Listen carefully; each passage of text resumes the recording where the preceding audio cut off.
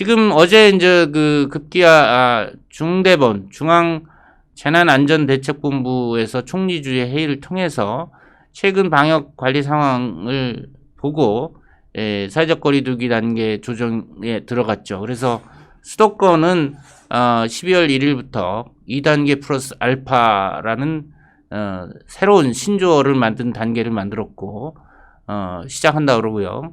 전국은 1.5단계, 그러니까 비수도권은 1.5단계를 일제히 적용한다고 합니다. 이것이 어제 이제 결정 사항인데, 최근 4주간의 이제 그 일일 신규 확진자 수는 11월 첫째 주 88명에서 지금 400명으로 늘었습니다.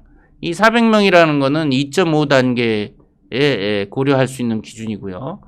60세 이상도 11월 첫째 주에 25.9명인데 지금 85.9명으로 엄청 늘었습니다. 지금 고령자가 많이 발생 안 하고 있기 때문에 뭐 중환자실이나 이런 그 격리병상이 여유 있다라고 하는데 그럴 수가 없는 것이죠. 이렇게 60세 이상이 늘면 이 중에서 중증 환자나 중환자 격리 치료가 필요하고 사망자가 속출할 건데 왜 보고 싶은 그 숫자만 보는지 모르겠습니다.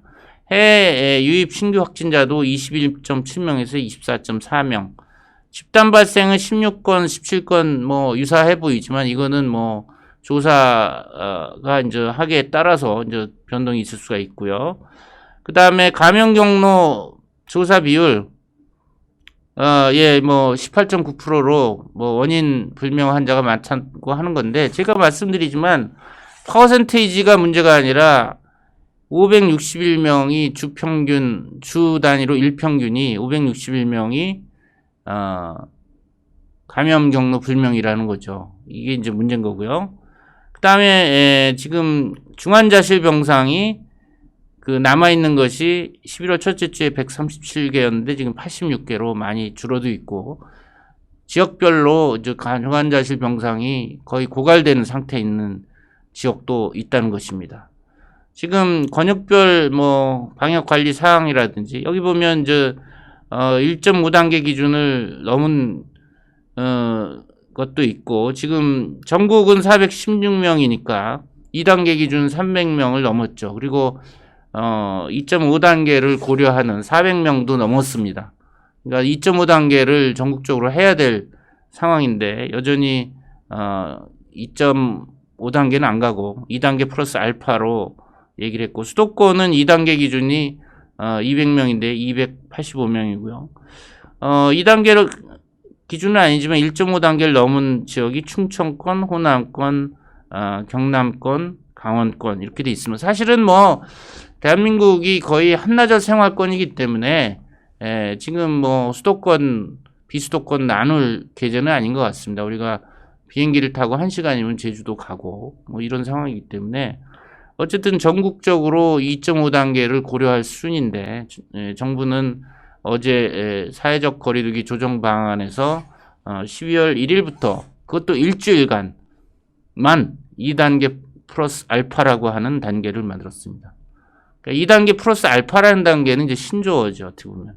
그러니까 지금 추가 조치라는 것이 알파라는 것이 어제 주로 이제 최근에 수도권에 집단 감염이 많이 발생했던 목욕장, 사우나 목욕장업하고 에어로빅 학원과 같은 실내 체육 시설, 학원 교습소에 대한 방역 조치를 강화했습니다.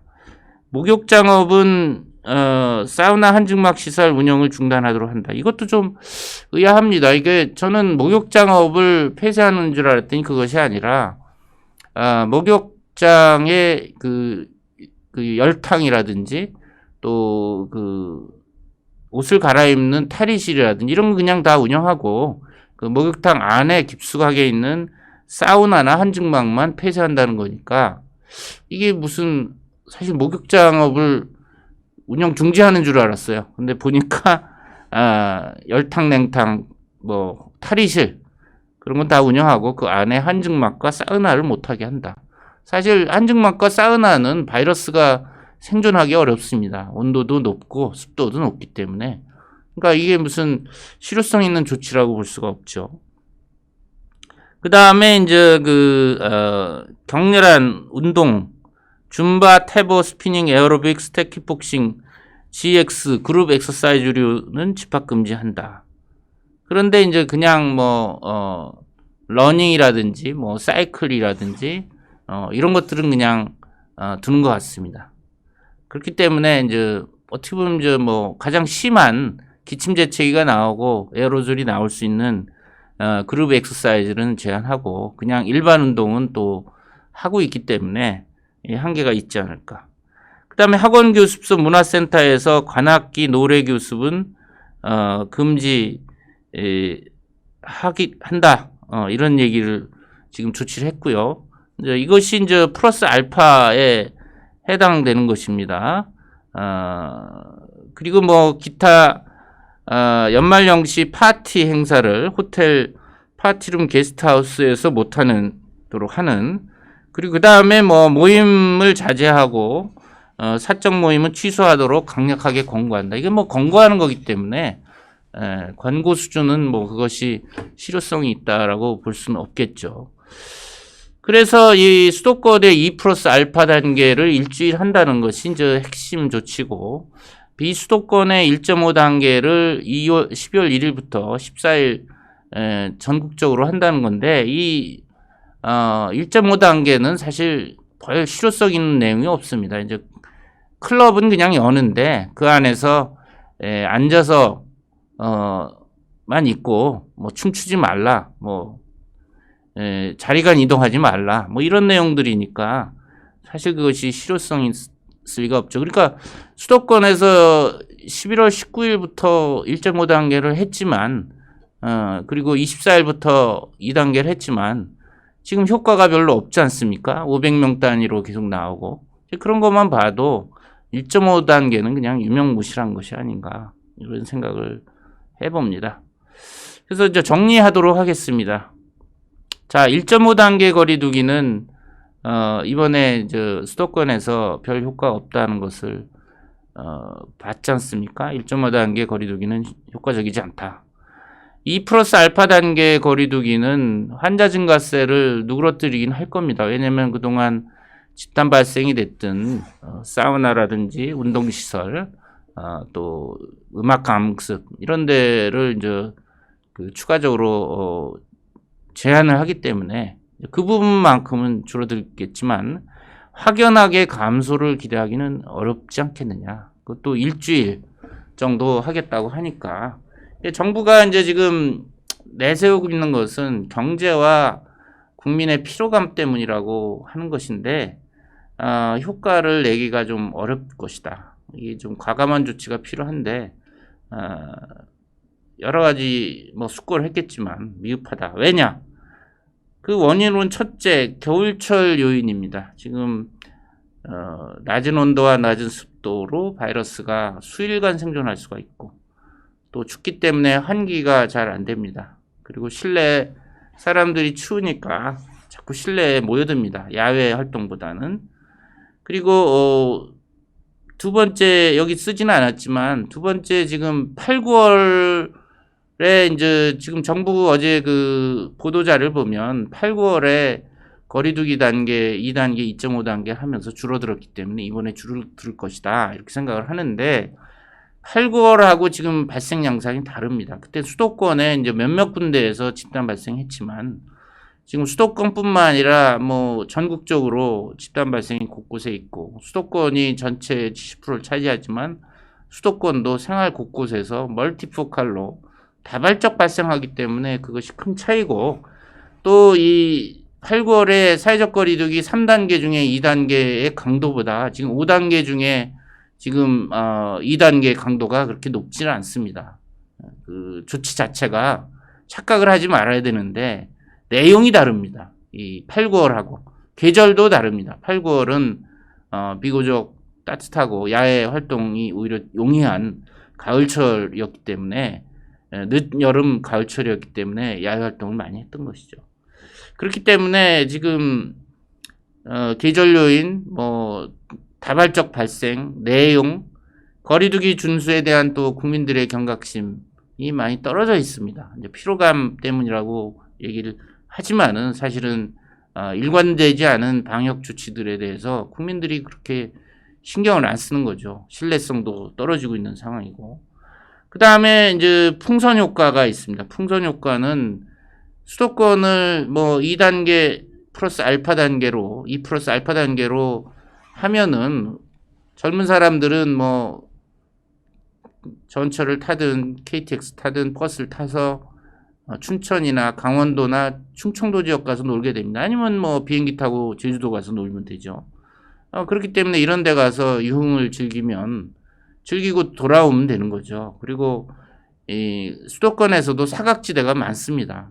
곳곳에 사각지대가 많기 때문에 지금 뭐 2단계 보면은 그 카페는 뭐 테이크아웃만 허용하지만 브런치 카페라든지 뭐 이런 베이커리 카페는 그냥 정상적으로 운영하지 않습니까? 이런 내로 몰리게 되겠죠. 오히려 풍선 효과 내지 사각지대로 해서 계속 모여서 또 집단 발병의 원인이 될 수가 있죠. 마지막으로 지금 이번 주 3일날 대입 수능 시험일날 49만 명이 모입니다. 49만 명이 모이고, 물론 뭐 확진자, 노출자, 유증상자, 뭐 건강한 학생들 이렇게 나눠서 철저히 준비를 했지만 어차피 많이 모이기 때문에 무증상 감염 전파 우려도 있기 때문에 상당히 감염 전파의 하나의 그 환경이 조성될 수가 있고, 또 연말 송년회나 이런 모임들을 많이 취소는 했다고 하지만 사적인 모임들이 또 곳곳에서 열리기 때문에 상당히 이제 이런 부분들이 지금 조치로는 미흡할 것이다, 이렇게 예측을 할 수가 있겠죠. 지금 가장 당면한 의료계의 문제는 지금 6,000명에 달하는 격리 환자가 있고 또 중환자가 속출하고 있기 때문에 다수의 시도에서는 병상이 부족한 시도가 이미 나타나고 있습니다. 그래서 이번 주에 주중이나 이제 주말에 그런 어려움을 겪게 될 것인데, 뭐 정부 방역 당국은 이번 주 중에 2단계 수도권 조치가 효과가 날 거라고 이제 기대하기 때문에 이렇게 이제 결정을 한 것 같습니다. 지금 문제는 제가도 뭐 이 정부가 사회적 거리두기를 과거 3단계에서 5단계로 상당히 완화된 거리두기 단계를 5단계로 적용할 때 제발 좀 뭐 완화된 느슨한 거리두기 단계지만 좀 기준에 따라 좀 제때 조치를 해달라고 그것이 필요하다고 이제 많은 기자들 인터뷰에 얘기를 했지만 여전히 정부가 정한 사회적 거리두기 단계를 지키지 않고 있습니다. 여기에서 국민들은 상당히 뭐 피로감을 느끼고 있고 어떤 원칙이 없고 영이 서질 않기 때문에 어느 장단에 맞춰야 될지를 모르는, 지금 뭐 2 플러스 알파 단계라는 것도 상당히 생소하고 내용도 난해합니다. 자세히 들여다보면 사실 이 좀 사각지대들이 있는 것이죠. 그런 측면에서 상당히 피로감을 더 느끼는 것이 아닌가. 더군다나 지금 국민의 이제 건강권은 헌법에 보장돼 있는데 지금 6,000명에 달하는 국민들이 코로나19에 그 투병하고 신음하고 있고 또 사망자들이 속출해서 지금 520여 명 이상입니다. 앞으로도 이제 지금 고령자들이 다수 있기 때문에, 중환자들이 또 다수 있기 때문에 사망자를 속출할 것인데, 정부의 그 거리두기 단계 조정안을 보면 경제와 국민 피로감을 고려해서 이 정도만 하겠다. 이게 참 납득이 안 됩니다. 이 경제도 중요하지만 사실 경제는 어려울 수도 있고 회복될 수도 있습니다. 코로나는 영원하지는 않습니다. 코로나는 지금, 그리고 코로나에 걸린 분들이 돌아가시면 살아 돌아올 수가 없어요. 경제는 일시적으로 어려웠다가 또 좋아지기도 하고 고저가 있는 것인데 영원히 뭐 경제가 어렵기만 합니까? 회복하기도 하지 않습니까? 그리고 정부가 재난지원금을 통해서 자영업자 도와주기도 한다고 하니까. 근데 투병하고 돌아가신 분이 돌아오냐 말이에요, 생명이. 그런 측면에서 지금 정부의 방역 조치에 있어서 국민의 건강권 또 생명에 대한 배려가 부족하다. 왜 자영업자의 경제 또 피로감만, 국민의 피로감만 생각하는데 국민들이 사실 거리두기 강화돼도 한마디 없이 두말 없이 어려움을 견뎌주고 있는데 정부가 적절하게 방역 조치를 해서 환자를 줄어들었을 때 국민들이 얼굴 화짝 피고 피로감이 없어지는 것인데 지금 이렇게 찔끔찔끔 단계를 올려가지고 만약 환자가 줄고 경제가 좋아진다고 한다면 누가 뭐라고 하겠습니까? 지금 이게 참